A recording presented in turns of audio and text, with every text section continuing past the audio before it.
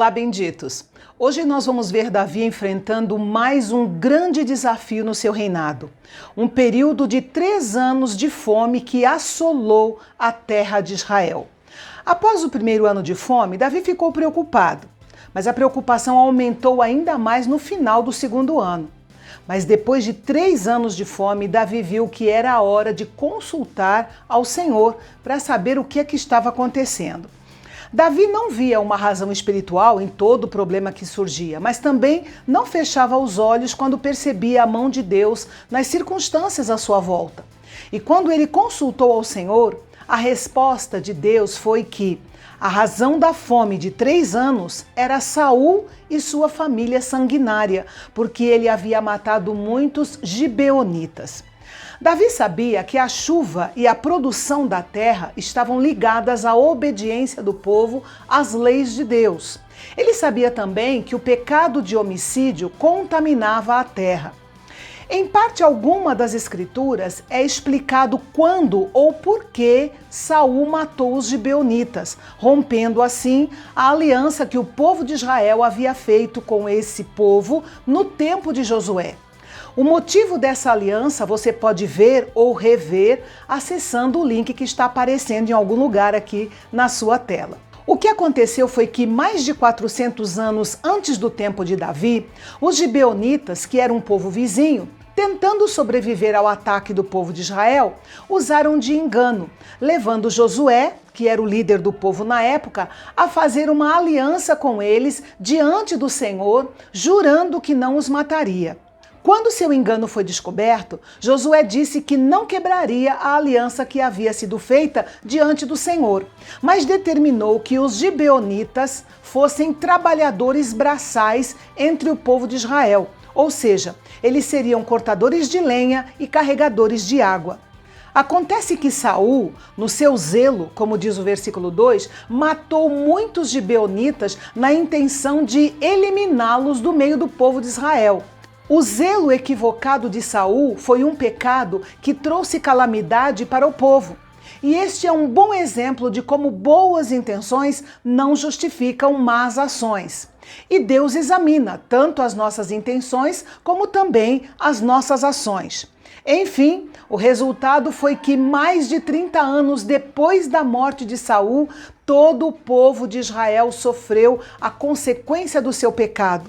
Uns porque o aprovaram, outros porque não o lamentaram e outros porque não o impediram e acabaram se tornando cúmplices. Deus esperava que o povo de Israel cumprisse sua promessa para com os gibeonitas. E o pecado de Saul foi duplo: matar os gibeonitas e quebrar esse antigo e importante juramento. Note que o tempo não diminui nossa obrigação com aquilo que prometemos. Davi sabia que tinha que fazer alguma coisa sobre isso, e então chamou os gibeonitas para oferecer uma restituição pelos pecados do seu antecessor, porque ele desejava que os gibeonitas abençoassem o povo de Israel e assim desfrutassem das bênçãos de Deus. Mas os gibeonitas deixaram claro que não queriam dinheiro e nem retribuição direta. Eles sabiam que a lei dizia que não havia resgate e nem indenização para um homicídio. Eles também sabiam qual era o seu lugar entre o povo de Israel. Eram servos e residentes estrangeiros. E embora Saul tinha matado muitos gibeonitas, eles não queriam o mesmo para o povo de Israel. Os gibeonitas então pediram que 7 homens descendentes de Saul fossem sacrificados por todas as vidas dos gibeonitas que ele tinha tirado. Isso daria fim à seca e à fome. É importante destacar que os israelitas eram proibidos de oferecer sacrifícios humanos.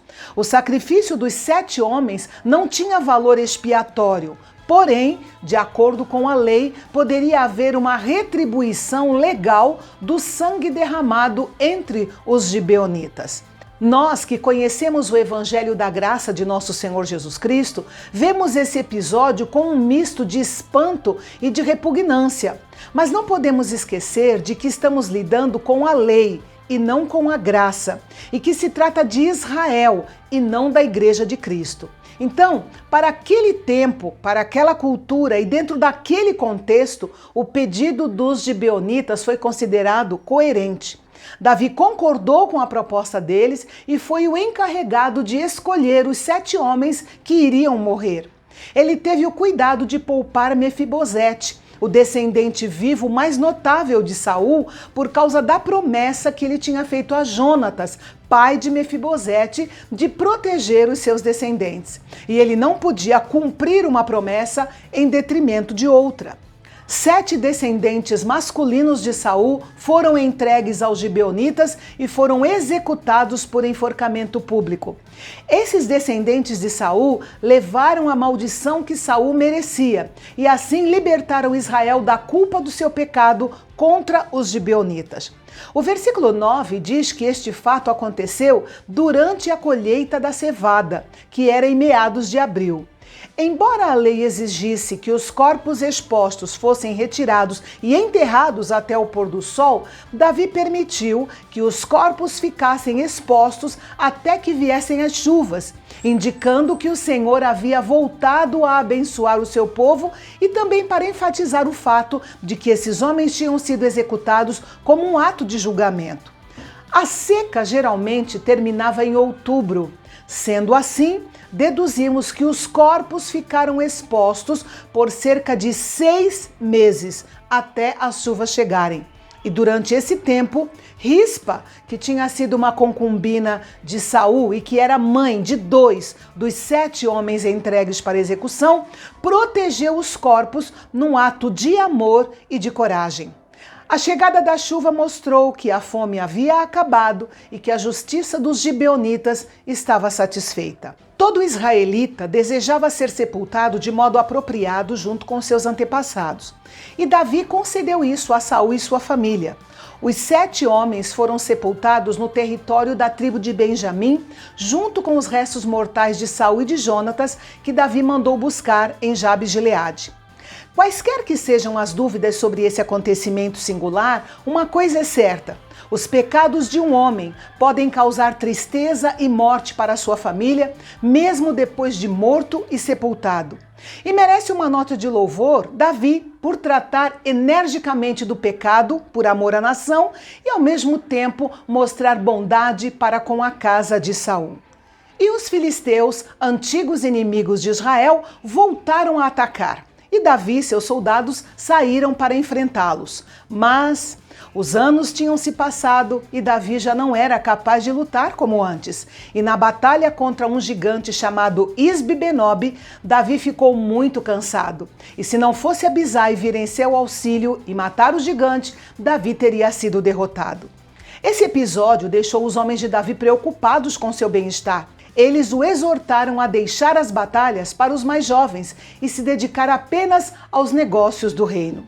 Isso nos ensina uma lição preciosa. O corpo não se afoga enquanto a cabeça está acima da água. Quando a cabeça afunda, é sinal de que a morte está próxima. Por isso, ore por aqueles que estão em posição de liderança, especialmente no país e na igreja. Se eles governarem bem, todos serão beneficiados.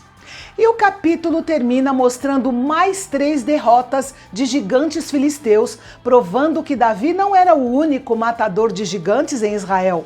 Abissai, Sibecai, Elanã e Jonatas também podiam fazê-lo muito bem. Aliás, é muito bom saber matar os gigantes em sua vida, mas não se esqueça de ajudar os outros a matar os gigantes na vida deles também. Fica a dica. O legado de Davi não foi apenas nas suas realizações, mas também no povo treinado e preparado para a vitória. Nossa vitória atual não é apenas boa para nós agora, mas também passa algo importante para a próxima geração. E assim é, Deus continuará a levantar líderes capazes quando os líderes da geração anterior saírem de cena.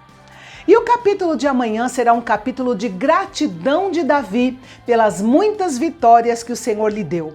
E você vai compartilhar dessa alegria aqui no canal Bendito, o canal de Fala Fácil. Até amanhã.